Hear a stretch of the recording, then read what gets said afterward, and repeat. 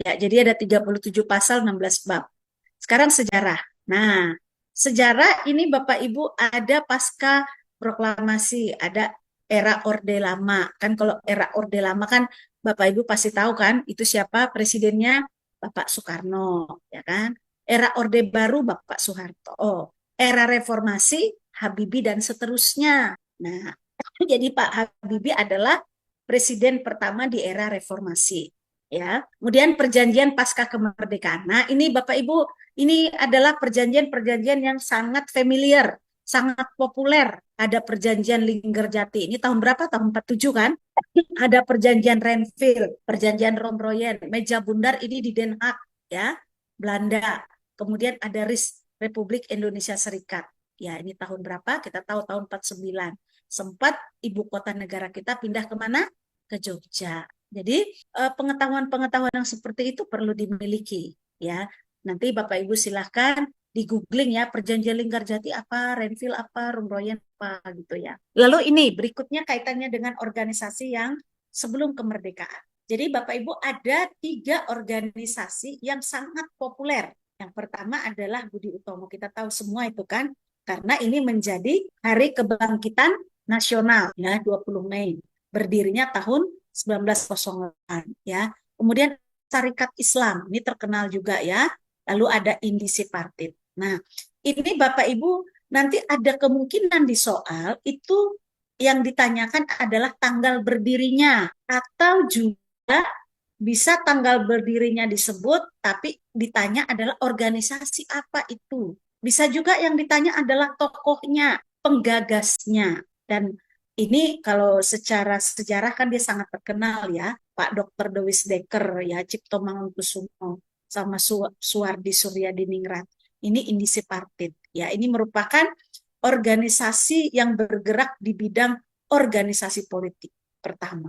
Jadi dia adalah organisasi politik pertama di Indonesia, Indisi Partid. Nah, yang sering kita salah anggapannya adalah yang kaitannya dengan organisasi Syarikat Islam. Kita berpikir dari namanya, oh ini pasti bergerak di bidang ini nih, di bidang budaya dan agama, mungkin begitu. Padahal Syarikat Islam ini bergerak di bidang organisasi dagang. Nah, ini harus harus Bapak Ibu jeli sebenarnya, bukan tidak tahu tapi perlu jeli ya. Nah, itu ya Bapak Ibu kaitannya dengan organisasi sebelum kemerdekaan, dan percayalah Bapak Ibu, soal-soal atau materi semuanya diambil dari kisi-kisi ini.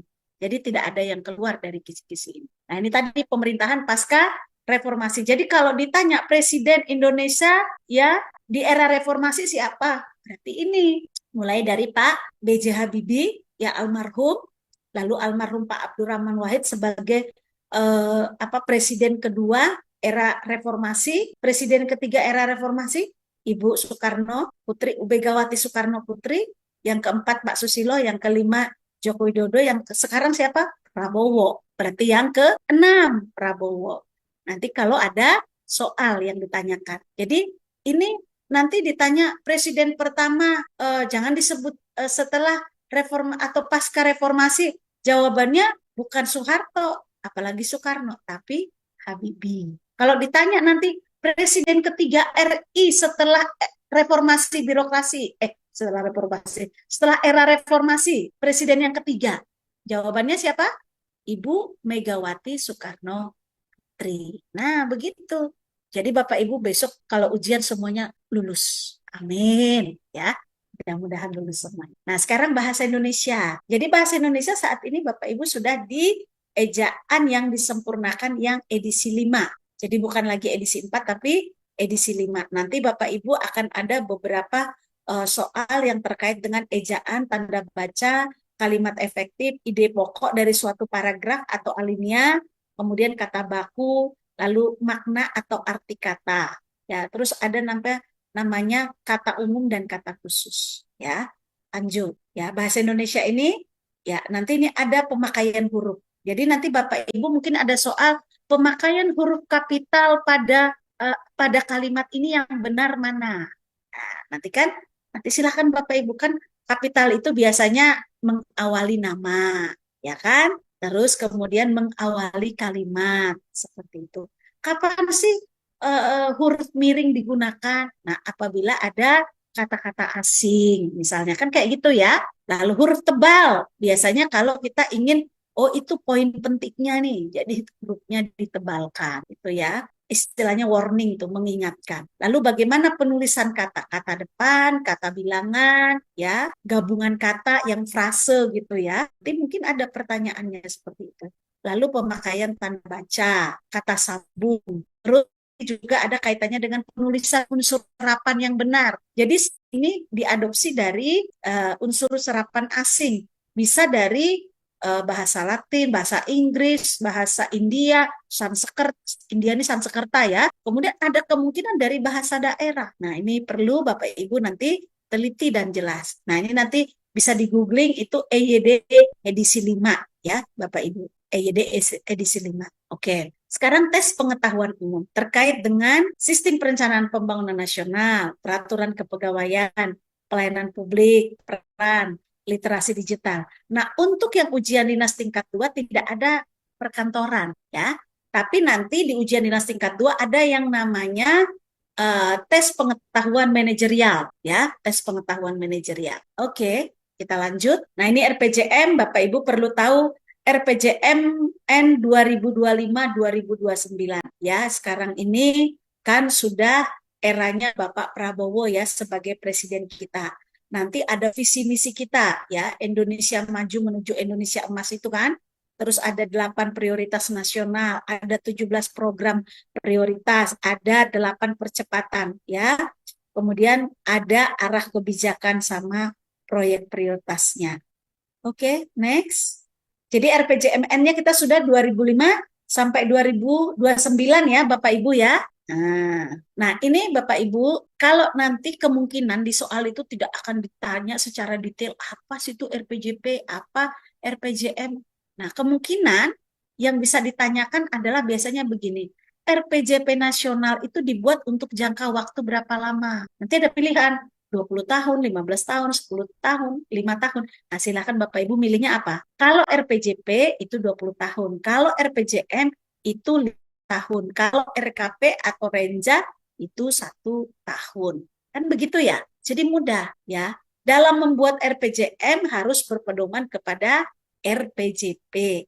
Dalam membuat Renstra harus berpedoman kepada RPJM. Jadi Renstra instansi itu pedomannya bukan kepada RPJP tapi kepada RPJP. RPJM, Rencana Pembangunan Jangka Menengah.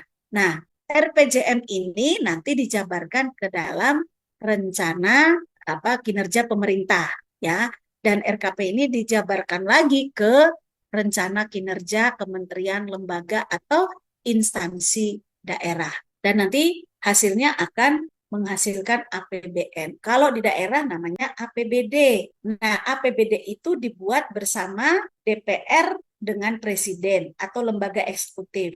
Kalau APBN, kalau APBD, DPRD dengan pemerintah daerah.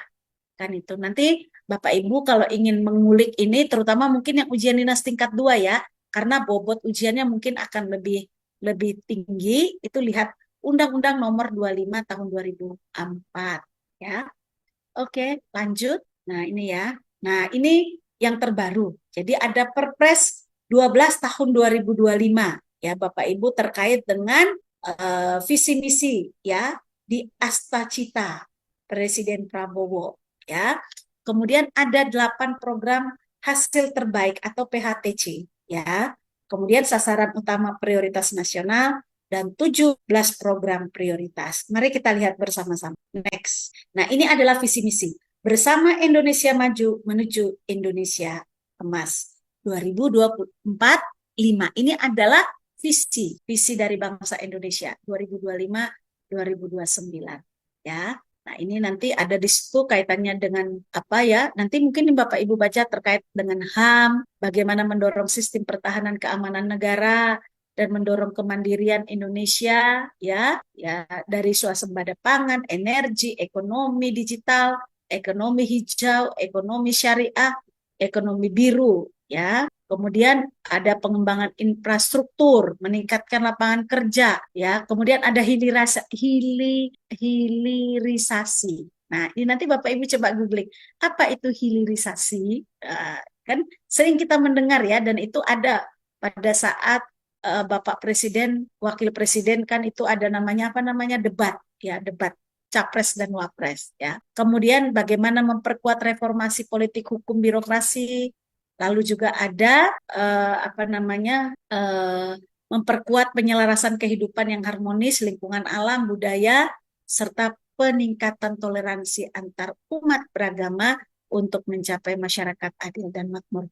Jadi ini dibaca ini aja sudah, saya rasa Bapak Ibu nanti sudah cukup ya sebagai bahan untuk ujiannya. Oke, lanjut. Next ya, itu visi misi. Berikutnya terkait dengan 17 program prioritas dan 8 percepatan ya. Kemudian ada sasaran utama prioritas nasionalnya ya. Nah, ini sasaran utamanya ada prioritas nasional 3, prioritas nasional 4, ada prioritas nasional 1 sebelum ini mungkin ya. Ya, jadi ada prioritas nasional 1. Nah, ini mungkin yang perlu dapat apa ya? Dapat garis bawah dari Bapak Ibu, terwujudnya kehidupan bermasyarakat, berbangsa, bernegara berdasarkan Pancasila, demokrasi, dan HAM. Kemudian ada prioritas 2. Ya, jadi prioritas 1 itu kaitannya dengan memperkokoh ideologi Pancasila, demokrasi, dan HAM. Lalu ada prioritas nasional 2, memantapkan sistem pertahanan, keamanan, dan kemandirian. Berikutnya, yang tadi 8 tadi itu, ini penjabaran Bapak Ibu. Jadi, yang 8 tadi dijabarkan menjadi sasaran utama prioritas nasional. Nah, ini 8 program hasil terbaik cepat. Nah, ini silahkan Bapak Ibu baca saja. Nah, silahkan kalau ingin lebih jelas, lebih dalam ya googling bisa ya. Oke, lanjut next ya. Ya, ini sasaran. Oke, lanjut terus.